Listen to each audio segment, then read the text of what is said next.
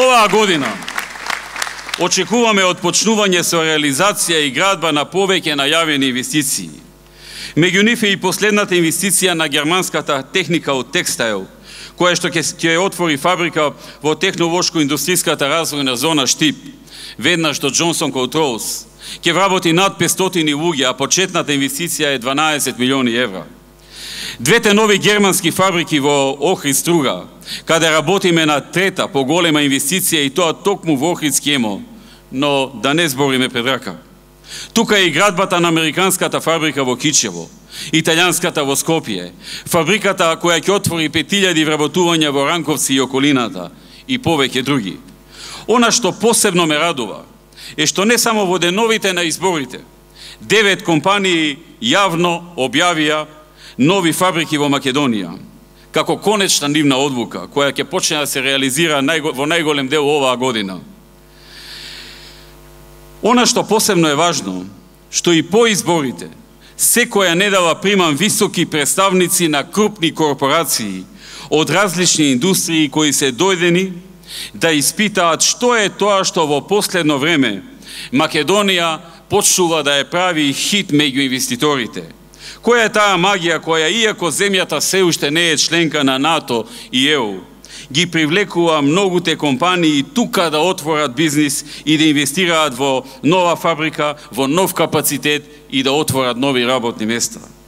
Доаѓаат кај мене, во придружба или на Веле, или на Мизо, или на Бил, или на Джери, или Висар, или Делев, или Алек, или моите заменици Зоран и Владо, или некои од другите функционери посветени на оваа работа.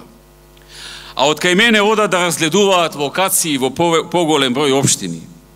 Тоа ми потврдува дека оваа земја, овој народ има иднина, има перспектива, дека невработеноста ќе продолжи да се намалува со посилно темпо отколку досега за време на светската и европската криза.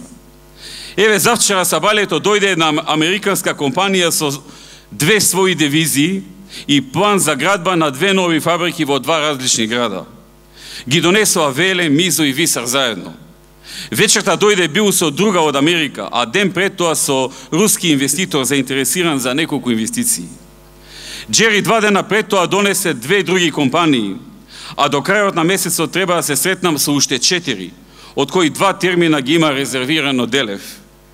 Сите овие компании кои сега доаѓаат, се уште немаат одлука конечна дека тука ќе инвестираат.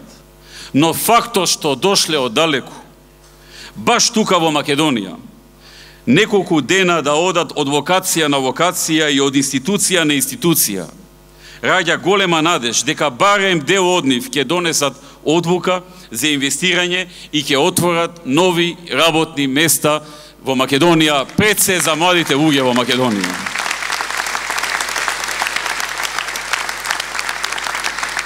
Да подсетам, кога во 2006-та дојдов во владата, потенцијални инвеститори во мојата канцеларија беа вистинска реткост. Со месеци се зборуваше за некој дека може би дошол.